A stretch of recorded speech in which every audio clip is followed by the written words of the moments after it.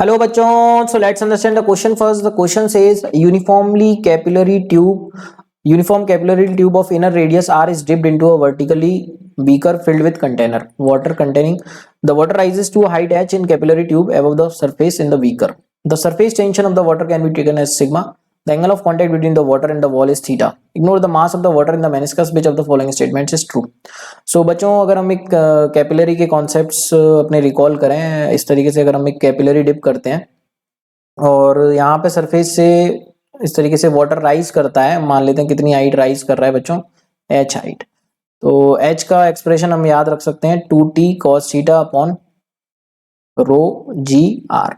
यहाँ पे बच्चों टी सरफेस टेंशन होता है जो कि हमको सिग्मा दे रखा है, तो इसको लिख सकते हैं 2 sigma cos theta. Theta is the angle of contact between water and glass, rho density of the fluid, G acceleration due to gravity and R is the radius of the tube. So बच्चों हम देख सकते हैं जो height का expression है हम class में डिराइव करते हैं। अब यहाँ पे हम ऑप्शंस पिक कर सकते हैं। For a given material of the capillary tube h decreases with increase in r. बिल्कुल सही बात है बच्चों, हम देख सकते हैं h is inversely proportional to r, अगर बाकी कांस्टेंट बाकी पैरामीटर्स को फिक्स रखते हैं तो डेफिनेटली बच्चों अगर हम एच आर को इंक्रीज करते हैं तो एच डिक्रीज होगा, इनवर्स रिलेशन है, तो ऑप्शन ए बिल्कुल सही है। For a given material of capillary tube H is independent of sigma.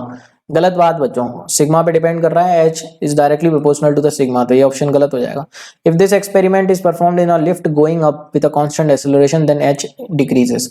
सो बच्चों इस एक्सपेरिमेंट को अगर हम लिफ्ट में परफॉर्म करें तो क्या फर्क पड़ेगा, और ये लिफ्ट ऊपर जा रही है कांस्टेंट एक्सेलरेशन से।